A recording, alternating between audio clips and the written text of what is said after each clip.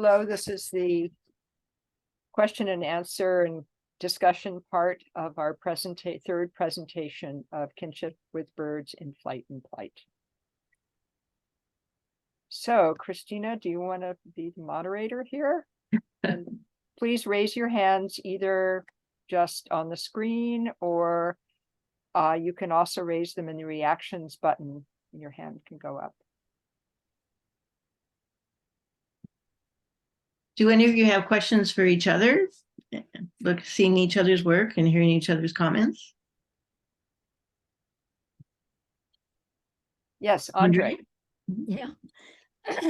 I'm sorry I came in late, but I will make sure to listen to the recording. But the ones that I did hear were very moving from both a personal point of view, like Sheila's. And it was, I thought it was very brave of you, dear, to say how personal all of this was to you. And I was touched by that.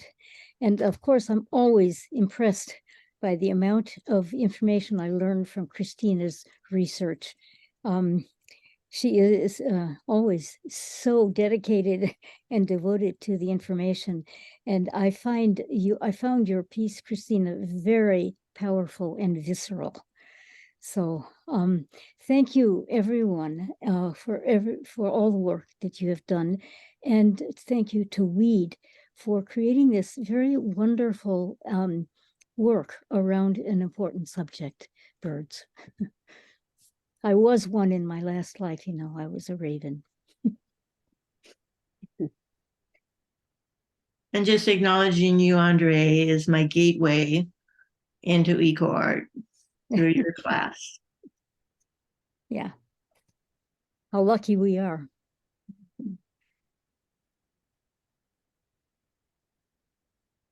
Therese?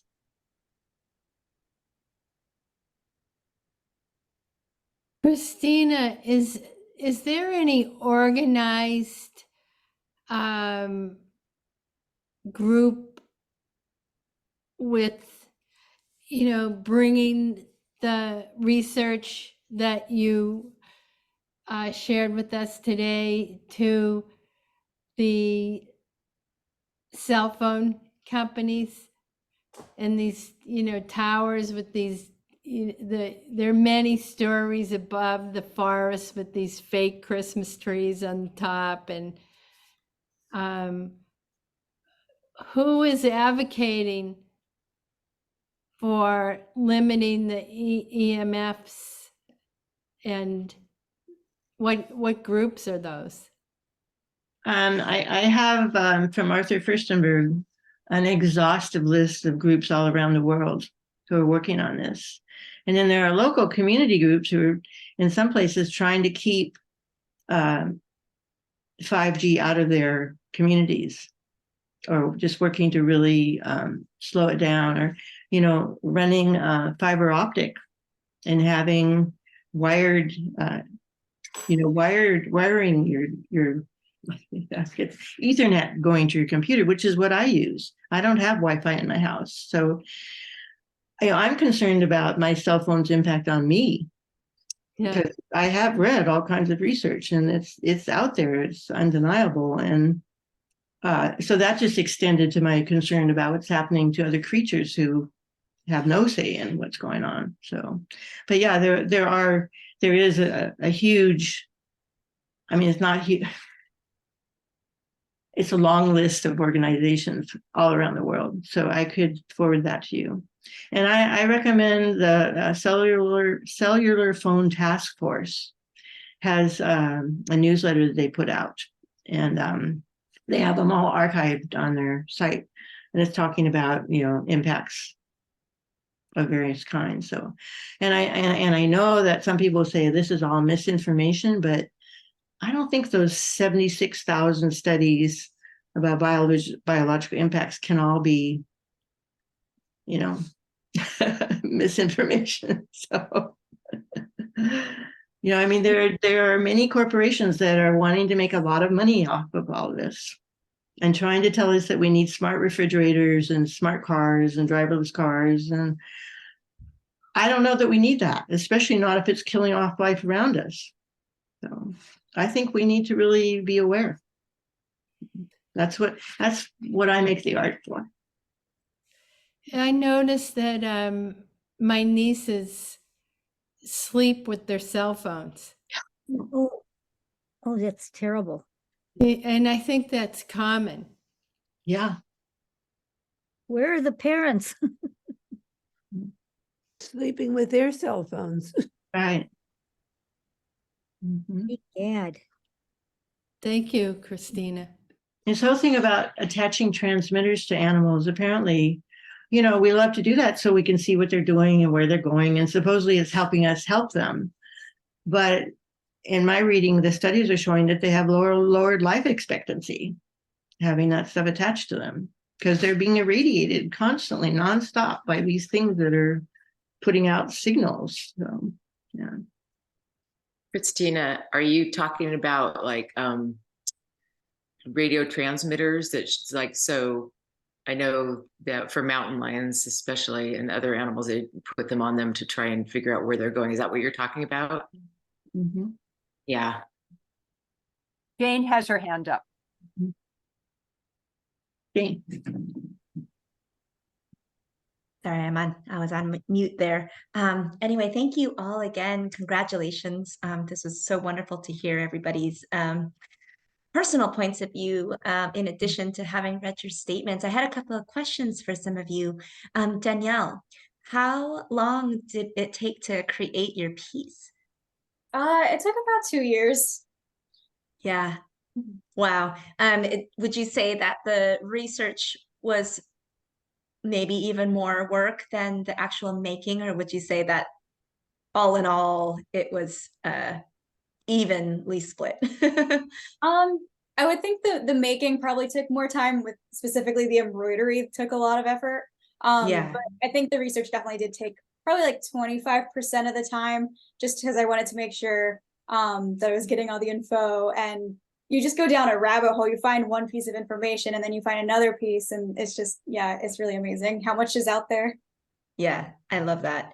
And then Kate, your line cut is so stunning, with the curlew there. I have a question for you. What was the backdrop, the staining or the impressions that were that the curlew became, one with that environment? Yeah, thanks so much for asking, Jane. It's that's a process called eco-printing, or sometimes people call it eco-dyeing, and the paper is a beautiful 100% cotton printmaking paper.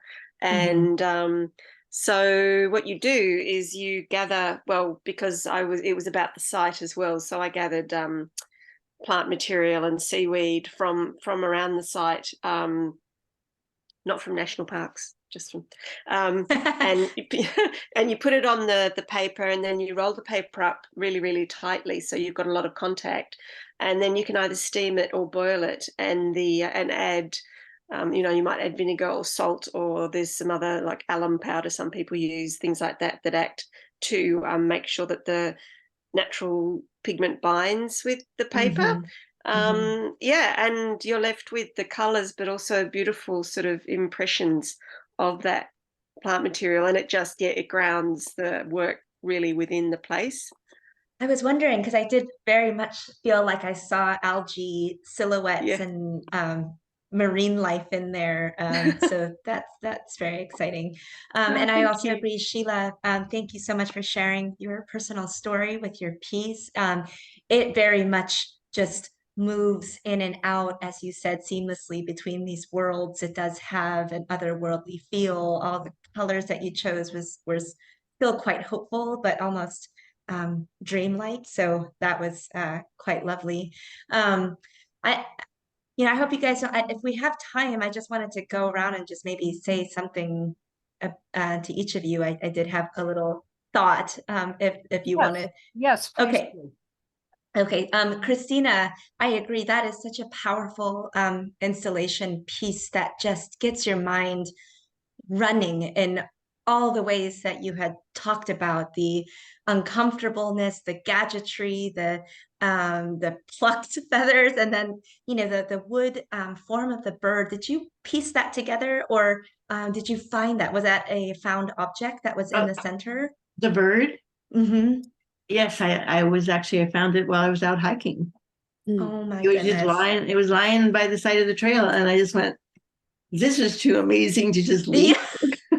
Amazing. Yeah, well, it is great. And I love that it's, not a bird either. It's not a specific species. It's just sort of these like Mhm. toy parts. So Yeah. that was pretty wild. Hilary, can you remind me which piece was yours again? It was the owl on the LAX The tarmac. LAX. Okay, that's what I had thought. I so enjoyed all three of your submissions, by the way, and I ended up. There were some artists who had submitted several works, and so that I can get as many in, I just always chose to select one, even if I might have liked all three of the pieces. But I did find that burrowing owl to be so communicative, and it did have sort of a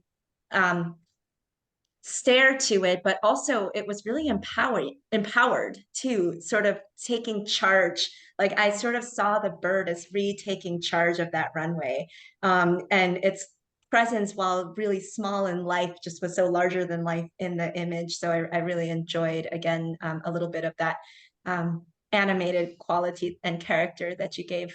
Well, thank you. I'm the glad bird. it resonated with you. Yes, and then the goal. No problem.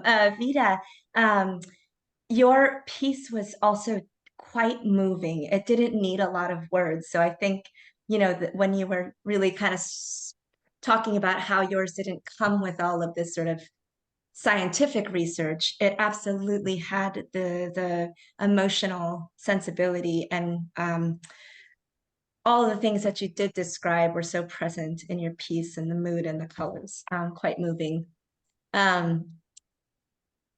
Andre, can you remind me which one was your work again? Who I? Yes. No, who, Oh, did you? Yes, I she didn't has a get piece. it, so. I'm just visiting. Oh, you're visiting. Okay. And then Michelle, could you remind me which one was yours again? Mine is Professor Macaw. Oh, that's right. Oh, that's the cover image. I absolutely love your message on this one. And I also appreciate the parrot, which is now oddly, more successful as a domestic bird than in the wild now, which is unusual. But yeah, that animal cognition, and you did have some really quite interesting remarks about where we as humans put ourselves on the hierarchy. So thank you for that. Let's see, I'm sorry, I'm moving through. Hi, Lauren and Victoria. Can you remind me which piece was yours? Okay, here, I'll show you. Okay, perfect. Right, Andre, Lauren, and Victoria were in other artist presentations. So. Oh, that's right. Yeah. Oh, beautiful. Wow, that piece is so striking. Has all the colors that are captivating. The surface design quality of it is something that really speaks to me aesthetically as well, and has that human presence in it. And then Lauren, the dance, you have your performance. There's another performance work that you're going to be involved in coming up in August, right, of 2024. Yes. That's wonderful. And then let's see, who are we? We're moving down. Who else presented tonight?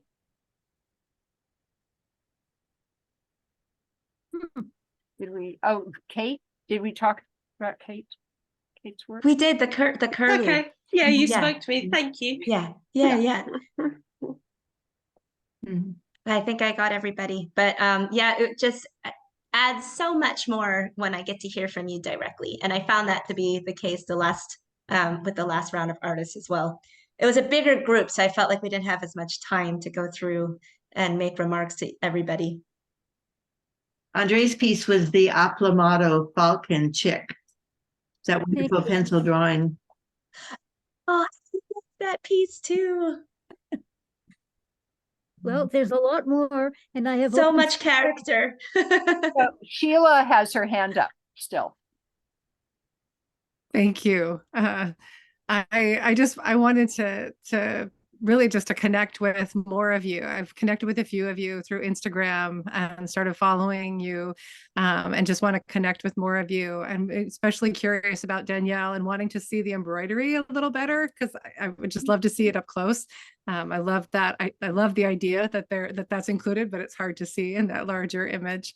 And just would love to find ways to connect with more of you, to see more of your work and to see more things or more up close. Hilary, yours as well. I love the wood grain in that owl, and so many others. So I think we have in the catalog, well, on the website, we do have everybody's website. Or okay. I do believe everybody has published a website. Okay. So I'll put my there was- Instagram, I think, in the chat. It's just my full name. I'll put my Instagram in the chat, and then maybe others we can connect that way. well, I know Therese LaHaye had an idea that you all Okay. do a little Instagram introduction to each other. Maybe Therese, you'd like to talk about that? Yeah, for International Artist Day, a group of us got together and we made a 30-second taking the image of our work with a 30-second description from your presentation, and we shared that on our own Instagram feed, and we tagged everybody else in the group. So everybody tagged everybody else in the group and shared these short, just an image and a 30-second voiceover. And in Instagram, we could use that to promote the January 14th event, and links to the recordings and to the Kunst Matrix. So it's just a way that we can create a murmuration through Instagram. And so if that's of interest to you, I'll put my email in the chat, and you can send me your Instagram handle, and I'll get everybody's Instagram handles together, and I can send a sample of what we did for International Artist Day.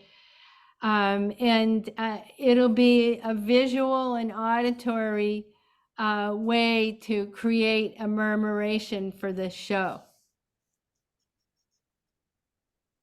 That's awesome. especially using murmuration. I think that Jane Ingram Allen used that in her presentation. Yeah. She did, so that's.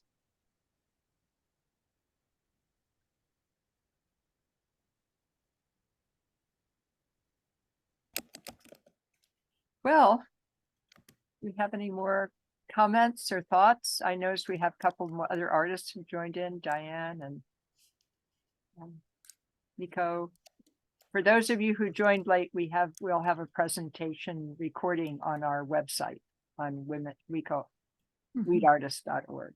So I'm very impressed with how thorough and thoughtful, Jane, your comments have been to everyone. So I think you did a great job. Oh, thank you. I appreciate that. Very thoughtful. Very. It's all such strong work. well, maybe we're ready to wrap up. If you have thoughts about future programming or would like to join our volunteer collective in some way, we're always looking for new ideas and thoughts, and particularly people who have ideas that they want really to manifest. Because that's where it goes, is the possibility of actually getting things to be done. And I think we've gotten all the questions so far. I'm looking through the chat. And thank you all for coming. It's really been a wonderful event. We're going to stop the recording now. And then if any of you would like to stay and chat, you're welcome to do so. So thank you again. Thank you, Jane, for coming. Thank you all for You're participating. welcome. Have a very good evening, everybody. Yeah. See you on the